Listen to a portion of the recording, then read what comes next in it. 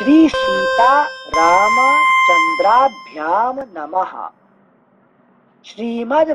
श्रीमद् वाल्मीकीय रामायणम युद्ध। श्री सीता रामचंद्राभ्याम है ना, ये एक शब्द है, इसको अलग अलग नहीं करके, है कि नहीं? अच्छा, इसको एक शब्द है, ठीक है ना? श्री सीता रामचंद्राभ्याम नमः। अच्छा अच्छा अच्छा।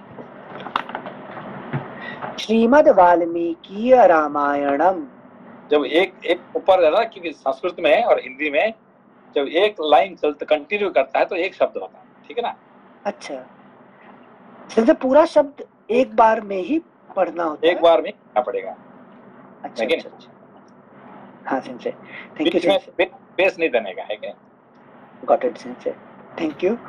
श्रीमद् वाल्मीकीय रामायणम युद्ध कांडम प्रथमः सर्गः। हनुमान जी। प्रथमः सर्ग, दो शब्द है, प्रथमः सर्गः युद्ध कांडम श्रीमद् वाल्मीकीय रामायणम, है कि नहीं? एक श्रीमद् वाल्मीकीय रामायणम, बीच में कोई ब्रेक नहीं है, ठीक है ना? अच्छा अच्छा, थैंक यू सिंसे। श्रीमद् वाल्मीकीय रामायणम युद्ध कांडम प्रथमः सर्गः। तो दो करेंगे। हाँ सिंसे, थैंक यू सिंसे। विसर्ग आने से वो बीच में स्प्लिट कर देते। अच्छा अच्छा, थैंक यू सिंसे। हनुमान जी की प्रशंसा करके श्री राम का उन्हें हृदय से लगाना और समुद्र को पार करने के लिए चिंतित होना। पहला श्लोक पढ़ना होता है। पापा जी पढ़ेंगे? सिंधे पहला श्लोक पढ़ना होता है। हाँ। श्रुत्वा हनुमतो वाक्यं यथावदभिभाषितम् राम प्रीतिसमायुक्तः वाक्यमुत्तरमब्रवीत्। थैंक यू रूपा जी। हनुमान जी के द्वारा यथावत रूप से कहे हुए इन वचनों को सुनकर भगवान श्री राम बड़े प्रसन्न हुए और इस प्रकार उत्तम वचन बोले। हनुमान ने बड़ा भारी कार्य किया है। भूतल पर ऐसा कार्य होना कठिन है। इस भूमंडल में दूसरा कोई तो ऐसा कार्य करने की बात मन के द्वारा सोच भी नहीं सकता। गरुड़, वायु और हनुमान को छोड़कर दूसरे किसी को मैं ऐसा नहीं देखता जो महासागर को लांघ सके। ये पांचवा बार, फिफ्थ टाइम, ठीक है ना? Now Ram ji is quoting. Thank you sensei. श्लोक संख्या 4। देवता, दानव, यक्ष, गंधर्व, नाग और राक्षस। देवता, दानव, यक्ष, गंधर्व, नाग और राक्षस, इनमें से किसी के लिए भी जिस पर आक्रमण करना असंभव है तथा जो रावण के द्वारा भली भांति सुरक्षित है, उस लंकापुरी में अपने बल के भरोसे प्रवेश करके कौन वहां से जीवित निकल सकता है? फिर से मनुष्य को नहीं गिनते ना? देवता, दानव, यक्ष, गंधर्व, नाग और राक्षस, तो इसमें मनुष्य की तो गिनती नहीं होती है। मनुष्य तो गिनती भी नहीं ना, क्योंकि वो मनुष्य तो फर्स्ट स्टेज है ना, जो 7 ऊपर के। हाँ। सबसे पहला स्टेज मनुष्य है ना। अच्छा, तो वो रावण की लंका में एंटर भी नहीं हो सकते? एंटर भी नहीं हो सकते। हाँ। अच्छा अच्छा अच्छा, थैंक यू सिंसे। देवता, दानव, सिंसे वो पूछिए। सिंसे, सॉरी। हाँ, हाँ, वो अभी आप 5 बार वो श्लोक बताया, सो एक बार पढ़ के बताएंगे क्या वो संस्कृत में? कौन सा जो बार बार रिपीट, अभी जो 5 बार रिपीट हुआ है, श्री राम ने कहा कि वायु, गरुड़ और श्लोक संख्या 3 हनुमान 3 नंबर ना। हाँ हाँ हाँ जी एक बार पढ़ के सुनाइए।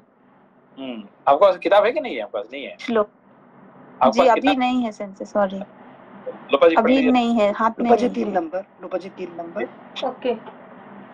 नहीं न हि तं परिपश्यामि यस्तरेतमहोदधिम् अन्यत्र गरुडाद् वायोः अन्यत्र च हनुमतः। गरुड़, वायु और हनुमान, लेकिन ये 3 ही, लेकिन ये समुद्र को पार कर थैंक यू सकते very much sensei, thank you sensei. Thank you sensei. Shirisha ji सबसे अच्छे गा सकते हैं, हाँ लेकिन इनमें से सबसे अच्छे गाने वाले हैं शिरीषा जी। आपकी कृपा है, लोपा जी मेरी गुरु है। पहले वो आपका पहला श्लोक पढ़िए, याद है आपको? स्वाध्याय याद है जी। तपस्वाध्याय निरतम तपस्वी वाग्विदाम्बरम नारदम परिपप्रच्छ वाल्मीकि मुनिपुंगवम। स्वर से गाइए। तपस्वाध्याय निरतम तपस्वाध्याय निरतम सेंसे, उसके बाद क्या है? तपस्वी वाग्विदाम्बरम। तपस्वी वाग्विदाम्बरम। तपस्वी वाग्विदाम्बरम नारदं परिप्रच्छ वाल्मीकिर् मुनिपुंगव। नारदं परिपप्रच्छ वाल्मीकिर्मुनिपुंगवम। ठीक है, thank you sensei, thank you Shirisha ji. श्लोक संख्या 4।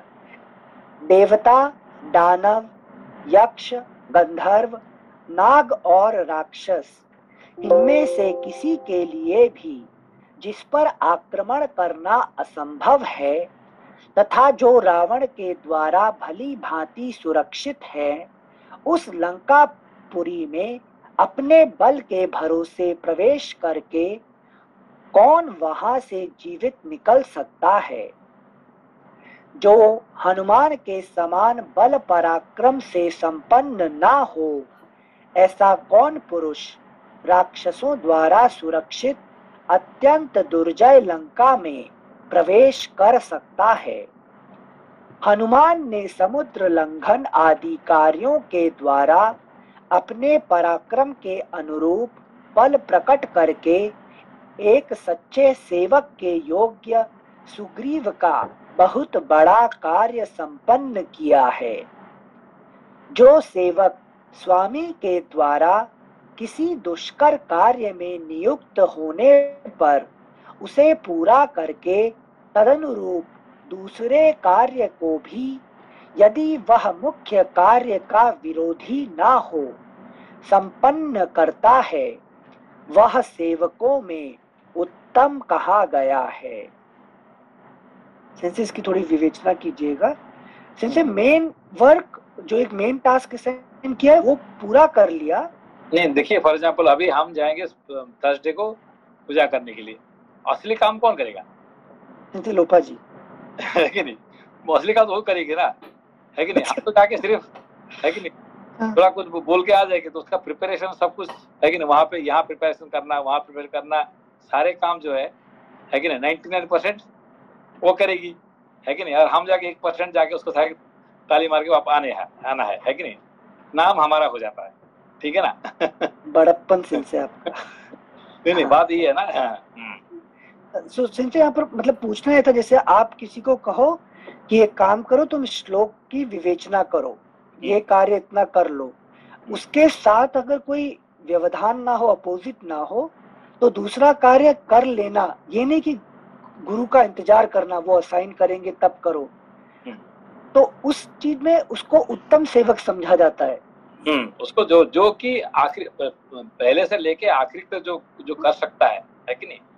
लेकिन कोई विघ्न आ गया, छोड़ दिया, है कि नहीं, वो नहीं, पूरा टिल द एंड जो पूरा कर सकता है वही, इसी को ही इसको उसको कहा जाता है कि नहीं? हाँ सेंसे, मतलब नॉट वर्ड बाय वर्ड जो आज्ञा दो उतना ही करो, है कि नहीं? जहां तक अपना दिमाग लगा के जहां तक कर सकते हैं उसको खत्म कर दो।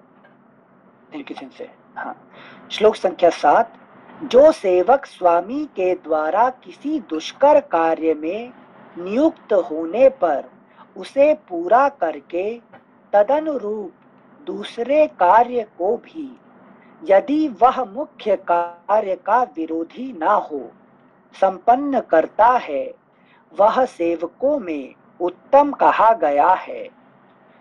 जो एक कार्य में नियुक्त होकर योग्यता और सामर्थ्य होने पर भी स्वामी के दूसरे प्रिय कार्य को नहीं करता, स्वामी ने जितना कहा है उतना ही करके लौट आता है, वह मध्यम श्रेणी का सेवक बताया गया है।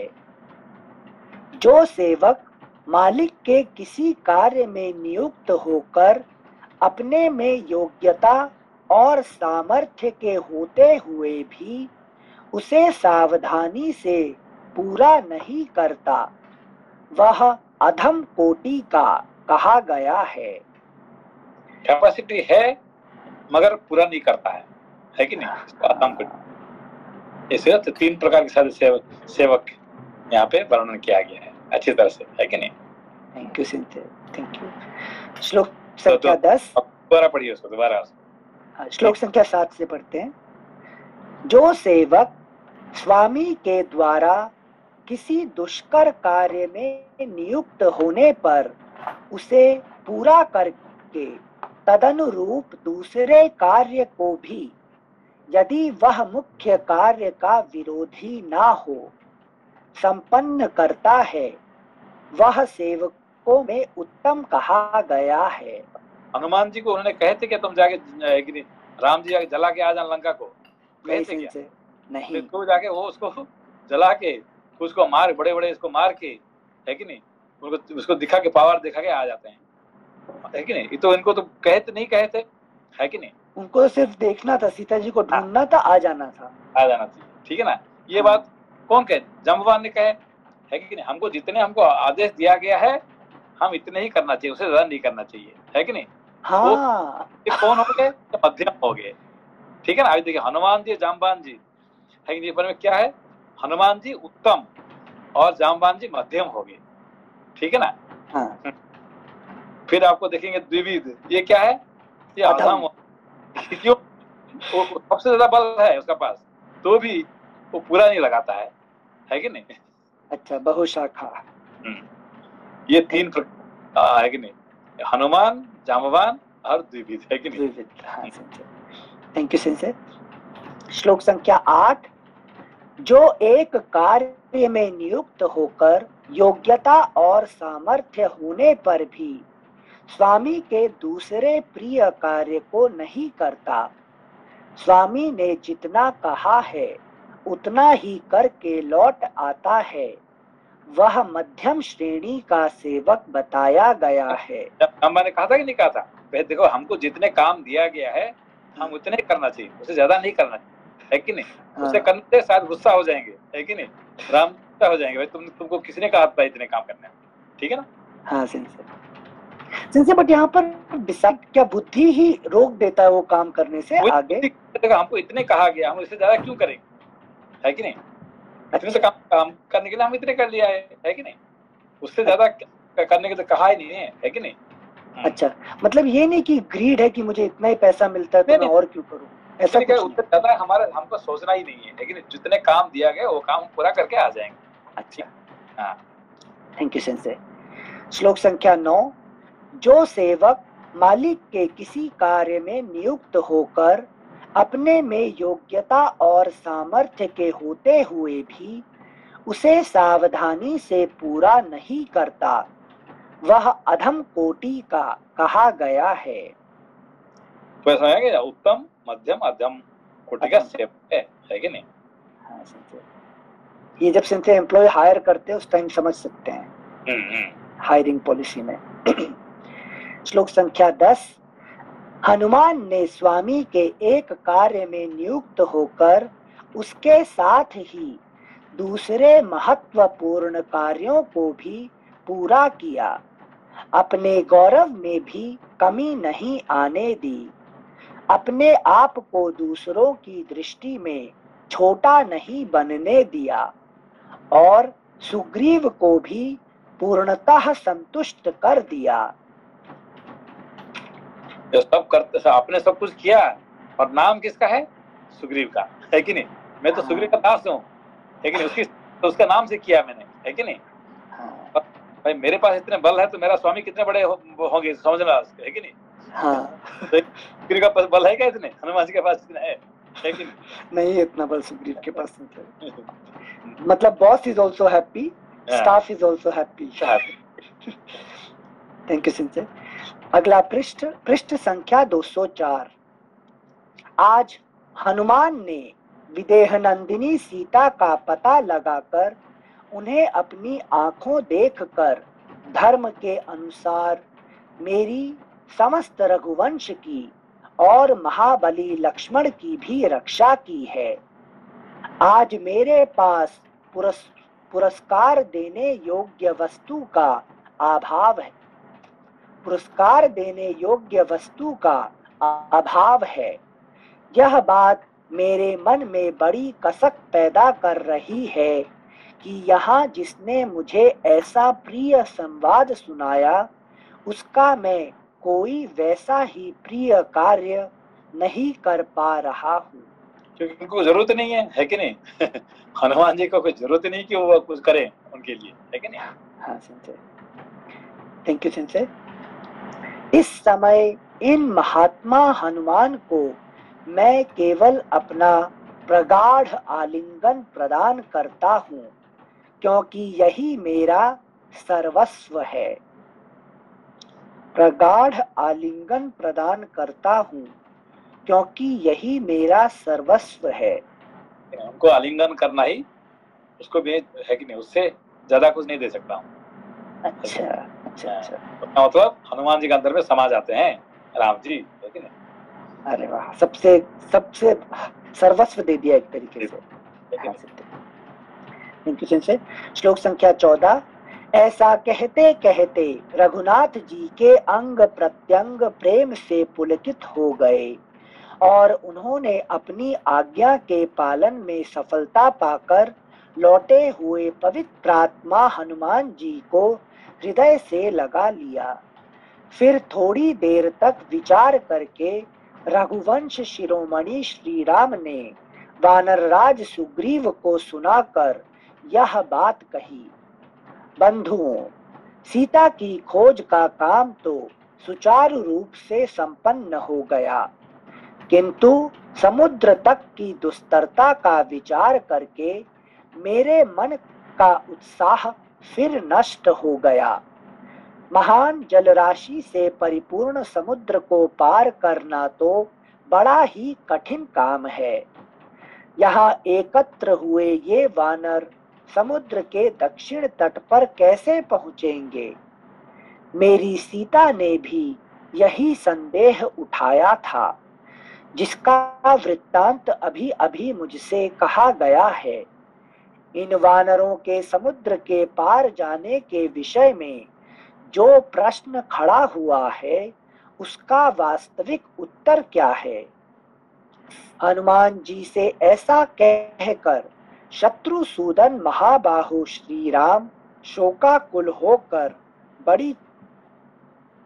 बड़ी चिंता में पड़ गए। इस प्रकार श्री वाल्मीकि निर्मित आर्ष रामायण आदि काव्य के युद्ध कांड में पहला सर्ग पूरा हुआ। द्वितीयः सर्गः सुग्रीव का श्री राम को उत्साह प्रदान करना। सुग्रीव का श्री राम को उत्साह प्रदान करना। इस प्रकार शोक से संतप्त हुए दशरथ नंदन श्री राम से सुग्रीव ने उनके शोक का निवारण करने वाली बात कही। वीरवर, आप दूसरे साधारण मनुष्यों की भांति क्यों संताप कर रहे हैं? आप इस तरह चिंतित ना हो। जैसे कृतघ्न पुरुष सौहार्द को त्याग देता है, उसी तरह आप भी इस संताप को छोड़ दें। जैसे जीव ईश्वर को सजेशन दे रहा है। से रघुनंदन, जब सीता का समाचार मिल गया और शत्रु के निवास स्थान का पता लग गया, तब मुझे आपके इस दुख और चिंता का कोई कारण नहीं दिखाई देता। रघुकुल भूषण, आप बुद्धिमान, शास्त्रों के ज्ञाता, विचार कुशल और पंडित हैं। अतः कृतात्मा पुरुष की भांति इस अर्थ दूषक प्राकृत बुद्धि का परित्याग कर दीजिए। बड़े बड़े नाकों से भरे हुए समुद्र को लांघकर हम लोग लंका पर चढ़ाई करेंगे और आपके शत्रु को नष्ट कर डालेंगे। अगला पृष्ठ संख्या 205। जो पुरुष उत्साह शून्य, दीन और मन ही मन शोक से व्याकुल रहता है, उसके सारे काम बिगड़ जाते हैं और वह बड़ी विपत्ति में पड़ जाता है। ये वानर यूथपति सब प्रकार से समर्थ एवं शूरवीर हैं। आपका प्रिय करने के लिए इनके मन में बड़ा उत्साह है। ये आपके लिए जलती आग में भी प्रवेश कर सकते हैं। समुद्र को लांघने और रावण को मारने का प्रसंग चलने पर, हाँ भैया नमस्ते नमस्ते। जैसे ये भगवान राम को जब ये विलाप करते हैं और दूसरे लोग उनको जो है वो सांत्वना देते हैं, तो ये लीला सिंह कुछ समझ में नहीं आती, क्योंकि हम जैसे भगवान को हम लोग ये मानते हैं कि ये सारे वेदों के ज्ञाता हैं और स्वयं ज्ञान का ही रूप है। तो ये इसमें थोड़ा सा आप एक्सप्लेन करेंगे क्या, कैसे समझना चाहिए इसको? ये भी एक राम लीला का एक पार्ट होता है कभी कभी, है कि नहीं। जैसे कि आपको टीचर कोई प्रश्न पूछता है कि नहीं, तो प्रश्न पूछने के मतलब ये नहीं होता कि वो नहीं जानते हैं, ठीक है ना। वो आपको टेस्ट करने के लिए वो प्रश्न पूछते हैं, ठीक है ना। जैसे कि खुद जानते नहीं है, ठीक। जैसे हमको हमारे टीचर हमको प्रश्न पूछते हैं और कभी कभी ऐसे पूछते हैं कि जैसे कि वो खुद जानते नहीं है। अरे मुझे पता नहीं है, बता सकते हैं क्या? ऐसा नहीं कि टीचर नहीं जानते हैं, मगर आपको टेस्ट करने के लिए आपको ये करते हैं, है कि नहीं। तो ये भी एक प्रकार की टेस्ट है कि नहीं। अच्छा। मतलब ये एक तो क्या कहते हैं, जैसे कि आप एग्जाम्पल देखिए, सबसे बड़ा अच्छे एग्जाम्पल क्या है। हमेशा नारद मुनि जो है अपने को क्या कैसे दिखाते हैं, है कि नहीं। नारद मुनि जी का आपको देखेंगे उनको, तो आप उनको क्या लगेगा, संसार में सबसे बड़ा मूर्ख कौन है? नारद जी। आपको क्या दिखाते? सबसे बड़ा मूर्ख मैं ही हूँ, है कि नहीं। सबसे बड़ा मैं, तो जहां भी जाते हैं, है कि नहीं, वो क्या कहते हैं, है कि नहीं। जैसे कि पार्वती जी को, है कि नहीं, जाके नमस्कार करते हैं, है कि नहीं। माता जी आप संसार की माता है, आप जगन माता है। तो पार्वती कहते हैं कि मेरा गुरु तो आप ही है कि नहीं। मुझे सारे शिव जी के साथ शादी कौन करवाया? ये तो आप ही करवाए थे, है कि नहीं। मैं छोटा बच्ची थी तब आप मुझे आपने, है कि नहीं, ये सब मुझे सब करवाए थे, लेकिन आपने मुझे शिव जी का दीक्षा दिए थे। और आज मुझे कह रहे हैं कि जगन माता करके मुझे प्रणाम करने से मुझे शर्म आ रहा है कि नहीं। तो ध्रुव जी को कहते हैं कि भाई आप इतने महान है कि आप संसार के सबसे ऊंचे बैठे हुए हैं, लेकिन आप कितने महान है। तो वो कहते हैं भाई मेरा महानता कहाँ से आया है कि नहीं। देने वाला कौन है? नारद मुनि मेरी जिंदगी में नहीं आते तो मैं यहाँ थोड़ी बैठने वाला था, है कि नहीं जी। तो नारद मुनि को देखने से आपको क्या लगता है कि हर जगह पे जाके आपने को सबसे छोटा बना दे रहे हैं, है कि नहीं। सबसे महान होते हुए भी सबसे छोटा अपने को रूप दिखाते हैं, ठीक है ना। तो जी ये नारद मुनि को आप समझ जाएंगे तो ये आपको समझ में आ जाएगा। कभी कहीं पे भी जाके नहीं बताते हैं कि ये मैं, है कि नहीं। इवन कंस को, है कि नहीं, जाके क्या बोलते हैं, अरे तुम आज कितने महान हो, कंस को, है कि नहीं। क्यों?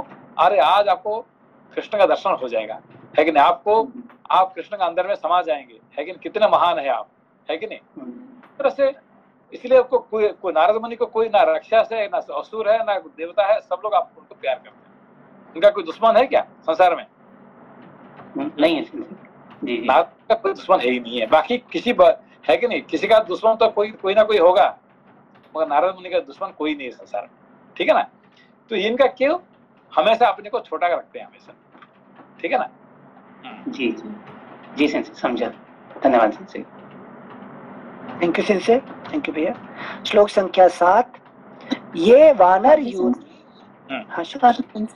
आपने बताया कि नारद जी की कोई दुश्मन नहीं है, असुर भी मित्र है और देवता भी मित्र है। तो इसके लिए हमको if I want to apply this point in my life, then अपने आप को सबसे छोटा दिखाना पड़ेगा। आप कौन है भाई? आपसे छोटा हूँ, तो फिर आपका कोई दुश्मन बनेगा क्या, है कि नहीं? I am bigger than you, तो फिर आप बोले यार ये मेरे से बड़ा हो गया, फिर तो आपको अहंकार चढ़ जाता है। पर आपको हम कहना नहीं, आप बहुत बड़े हैं, है कि नहीं? है कि नहीं? तो इसलिए हम शिव जी का जो डमरू क्या बोलता है कि तुम बड़े, है कि नहीं? मैं बड़ा नहीं हूँ, संसार में मेरे से सब बड़े हैं, है कि नहीं? तो आप सबको कहते जाएंगे भाई तुम बड़ा है कि नहीं? मैं बड़ा नहीं हूँ, तुम बड़ा है, बस काम खत्म। तो आपका दुश्मन कौन रहेगा आपको, है कि नहीं? ये सबसे बड़ा अच्छा मंत्र है कि शिव जी का जो मंत्र, डमरू का जो मंत्र है, क्या है? तुम बड़े, है कि नहीं? हम बड़े नहीं है कि नहीं? ठीक है। डमरू बोल रहा है डम डम, मतलब तुम बड़े उस वैसा। आप साउंड को ठीक समझने से क्या? Thank you sir. तुम बड़े। ओके। तो संसार में सबसे छोटा नहीं हूँ और तुम बड़े हैं। जो भी सामने आता है बस उसको बड़ा कर दो, काम खत्म। एक नारद का एक ही प्रिंसिपल है कि चाहे राक्षस हो, देवता हो, बच्चे हो, है कि नहीं? इसको ध्रुव जी को देखते हैं, छोटा बच्चा, 5 साल का बच्चा जा रहे हैं, है कि नहीं? अरे भाई जो 5 साल का मैं था, मैं थोड़ी इतने मेहनत किया था, है कि नहीं? कितना महान है छोटा बच्चा, देखो, है कि नहीं? 5 साल का बच्चा जा रहे हैं, है कि नहीं? भगवान शिव ये विष्णु को ढूंढने के लिए। ऐसा तो भाई मैंने कभी नहीं किया था। अब वो बच्चा क्या हो गया? बच्चे को गुरु बना दिया उन्होंने, है कि नहीं? और वो बच्चा जब सबसे ऊपर बैठता है ध्रुव, तो इतना संसार के तुम महान हो, है कि नहीं? तो चाहे छोटा बच्चा हो कि बड़ा हो, वो सबसे छोटे हो जाता है। कौन? नारद मुनि, है कि नहीं? तृणादपि सुनिश्चयेन तरुरपि सहिष्णुता अमानिन मानदेयम कीर्तनीय सदा हरि, है कि नहीं? है कि नहीं? तो सबसे छोटा कौन है? घास, और घास से मैंने छोटा हूँ, है कि नहीं? तृण से। और तरुरपि सहिष्णुता, मतलब तरु मतलब क्या है? पेड़ वो कितने काटो मारो कुछ भी करो, वो कुछ रिएक्शन नहीं करता है। तो उससे भी ज्यादा सहिष्णुता हो जाना चाहिए, है कि नहीं? और अमान ही न मान दे, जिसका पास मान नहीं है उसका मान दे दो, फिर तो तुम्हारा भक्त बन जाएगा वो, है कि नहीं? है कि नहीं? जिसका पास तो मान दे, है कि नहीं? बस, है कि नहीं? हो जाके इसको कहते हैं कि सुबह है कि जिस दिन कंस जाके कृष्ण से मिलेगा, उस दिन सुबह जाके अरे भाई आप कितने महान है, देखो आज दिन जाके भगवान कृष्ण से मिलेंगे और उनका साथ आप समझ जाएंगे कितने महान है आप, कितने बड़ा पुण्य कर्म किया था आपने, है कि नहीं? अब कंस उसका दुश्मन बनेगा कि उसका भक्त बनेगा? भक्त बन जाएगा। हाँ सेंसर, है कि नहीं? तो वेट कर रहे हैं कब आएंगे नारद मुनि मेरा जिंदगी में, है कि नहीं? हाँ सेंसर क्या बोले? अमानीय को मान देने वाला। अमानीनः मान देया, तो जिसका पास मान नहीं है, अमान मतलब जिसका पास कोई मान नहीं है कि नहीं? जो संसार में जो सबको तिरस्कार कर रहे हैं उसका मान दे दो, है कि नहीं? भाई आप महान है कि नहीं? बस और आपका भक्त ही सब लोग, दुनिया सारे भक्त बन जाएगा अपने आप, है कि नहीं? थैंक यू सेंसर, है कि नहीं? आज क्या हुआ कि वो जो आए थे ना, हमको पूछे भाई आपका दक्षिणा कितने देना चाहिए बताइए, आप पहले बता दो ना भाई, वहां जाके फिर आप, है कि नहीं? गलत क्वेश्चन। तो मैंने कहा भाई दक्षिणा ठीक है ना, आप बताइए ना, फिर बाद में पहले कहेंगे नहीं भाई इतने उतने, फिर मुश्किल पड़ जाएगा, पहले से आपको पता है कितने। मैंने कहा मेरा दक्षिणा है 101 ज्ञान, है कि नहीं? 101 मतलब ये क्या 1 मिलियन की बात कर रहे हैं क्या? इतने बड़ा तो मुश्किल होगा, 1 मिलियन तो शायद वो दे नहीं पाएंगे, है कि नहीं? कम कर दो तो 1 यन, है कि नहीं? वांट अदर, है कि नहीं? तो बोलता है अरे जैसे ऐसे कैसे होगा, हमारा जो ये पृष्ठ था वो तो कब पहले से बोल जाए कि उसमें, है कि नहीं, 1 लाख तो ऑलरेडी डिसाइड हो चुका है। कौन सा जो सिंपल पृष्ठ आएगा उसका तो 1 लाख, तो उसका यही क्या दक्षिणा ही उसका 1 लाख शुरू होगा। उसके बाद आप फिर आप कहते हैं 101 यन, मेरा दक्षिणा 100 यन लेना ही पड़ेगा, इसीलिए मैं 101 यन लूंगा, बाकी मुझे कुछ नहीं चाहिए, है कि नहीं? तो फिर वो क्या है, वो पूरा भक्त बन जाएगा। हाँ। है कि नहीं? तो बस दुनिया को बस भक्त बनाने के लिए यही प्रिंसिपल है, उससे छोटा बन जाओ काम, ठीक है ना? पीपल मैनेजमेंट स्किल्स इनसे। सर नमस्कार। सर नमस्कार। एक साधारण व्यक्ति के लिए ये तो बहुत ही मुश्किल काम है, क्योंकि आजकल लड़ाई सी बात की है कि ये मैं इससे बड़ा हूँ, मैं इससे बड़ा हूँ। नहीं, इससे जब तक आप बड़े बड़े में रहेंगे तो फिर क्या है कि आप छोटे हो जाएंगे। लेकिन हमेशा किसी को भी आप मिले, आप क्या करो, बस आप महान है, आप महान है। लेकिन शिव जी का जो ना क्या है, डमरू को याद कर लो, है कि हमेशा बजाते रहते हैं। क्या है कि तुम बड़े है कि नहीं, हम बड़े नहीं है। बस ये डमरू को याद कर दो, है कि नहीं? ये आपने बता दिया सर आज। लेकिन चाहे कोई बैल आ जाए, है कि नहीं, कोई आ जाए, कोई रावण आ जाए, कोई भी आए, बस तुम बड़े हैं, बस काम खत्म, है कि ये बहुत सॉलिड है। Thank you sir. और सेंसे सर्वत्र आत्मदर्शनम, राइट? सो बैल है या सर्प है कि नहीं, सबके मतलब अंदर वही सेम आत्मा है। So we get down to that आत्मा है, ठीक है ना? Thank you sensei. ठीक है। श्लोक संख्या 7। ये वानर यूथपति सब प्रकार से समर्थ एवं शूरवीर हैं। आपका प्रिय करने के लिए इनके मन में बड़ा उत्साह है। ये आपके लिए जलती आग में भी प्रवेश कर सकते हैं। समुद्र को लांघने और रावण को मारने का प्रसंग चलने पर इनका मुंह प्रसन्नता से खिल जाता है। इनके इस हर्ष और उत्साह से ही मैं इस बात को जानता हूँ तथा इस विषय में मेरा अपना तर्क निश्चय भी सुदृढ़ है। आप ऐसा कीजिए जिससे हम लोग पराक्रम पूर्वक अपने शत्रु पापाचारी रावण का वध करके सीता को यहाँ ले आवें।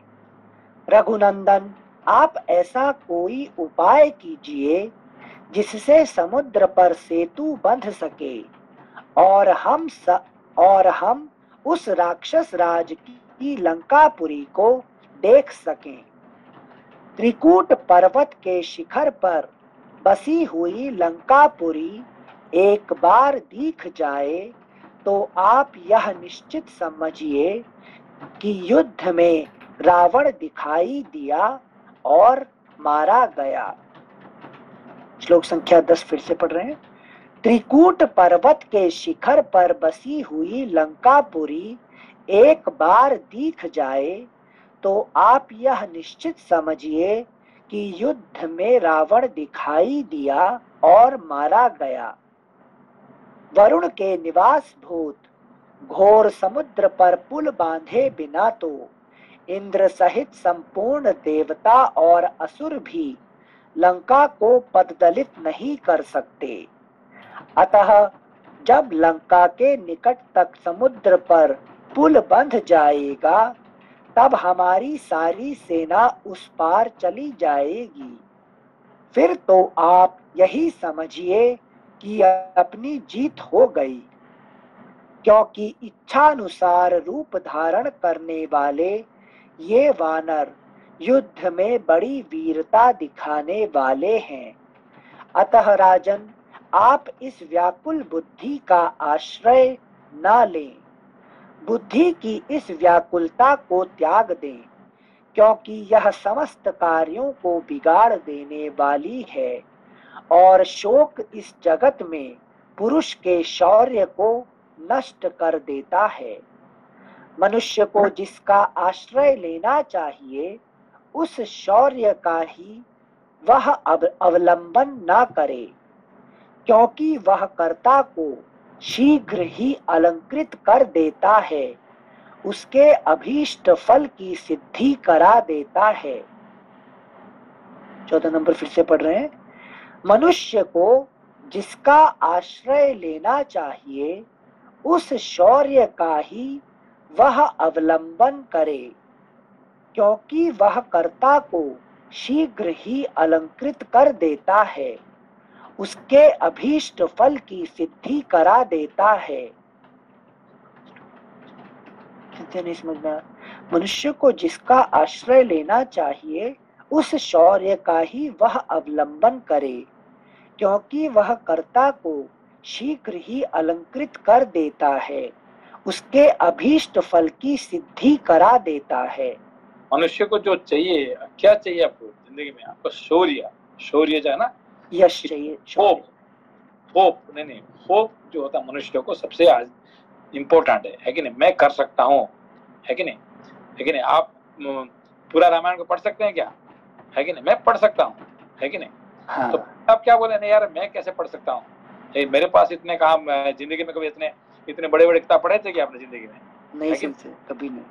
तो फिर कैसे पढ़ना शुरू हो गया? महाभारत का खत्म कर दिए, ये खत्म कर दिए, कैसे? बस सोच आगे, आई विल डू इट, है कि नहीं? अच्छा। पहले में सब संख्या करने के लिए आपको ये नहीं होता था, डर होता था, है कि नहीं? यस सर, ठीक है, थैंक यू सर। मतलब शौर्य का एक बार अवलंबन कर लिया तो कार्य अपने आप, कार्य जो है अपने आप हो जाएगा, पूर्ण हो जाएगा, है कि नहीं? शौर्य का, लेकिन I will do it, hope definitely, है कि नहीं? Thank you sir. कोई श्लोक? अच्छा, थैंक यू सर। श्लोक संख्या 14। मनुष्य को जिसका आश्रय लेना चाहिए उस शौर्य का ही वह अवलंबन करे, क्योंकि वह कर्ता को शीघ्र ही अलंकृत कर देता है, उसके अभीष्ट फल की सिद्धि करा देता है। अतः महाप्राज्ञ श्री राम, आप इस समय तेज के साथ ही धैर्य का आश्रय लें।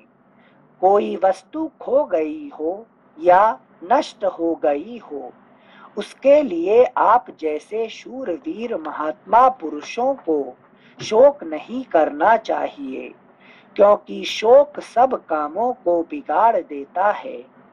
आप बुद्धिमानों में श्रेष्ठ और संपूर्ण शास्त्रों के मर्मज्ञ हैं, अतः हम जैसे मंत्रियों एवं सहायकों के साथ रहकर अवश्य ही शत्रु पर विजय प्राप्त कर सकते हैं। रघुनंदन, मुझे तो तीनों लोकों में ऐसा कोई वीर नहीं दिखाई देता जो रणभूमि में धनुष लेकर खड़े हुए आपके सामने ठहर सके। वानरों पर जिसका भार रखा गया है, आपका वह कार्य बिगड़ने नहीं पाएगा। आप शीघ्र ही इस अक्षय समुद्र को पार करके सीता का दर्शन करेंगे। पृथ्वीनाथ, अपने हृदय में शोक को स्थान देना व्यर्थ है।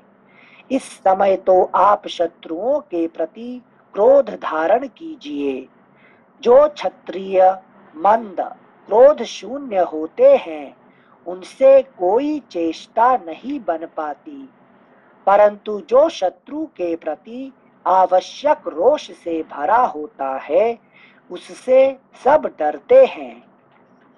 अगला पृष्ठ संख्या 206। नदियों के स्वामी घोर समुद्र को पार करने के लिए क्या उपाय किया जाए, इस विषय में आप हमारे साथ बैठकर विचार कीजिए, क्योंकि आपकी बुद्धि बड़ी सूक्ष्म है। यदि हमारे सैनिक समुद्र को लांघ गए तो यही निश्चय रखिए कि अपनी जीत अवश्य होगी। सारी सेना का समुद्र के उस पार पहुंच जाना ही अपनी विजय समझिए। ये वानर संग्राम में बड़े शूरवीर हैं और इच्छानुसार रूप धारण कर सकते हैं।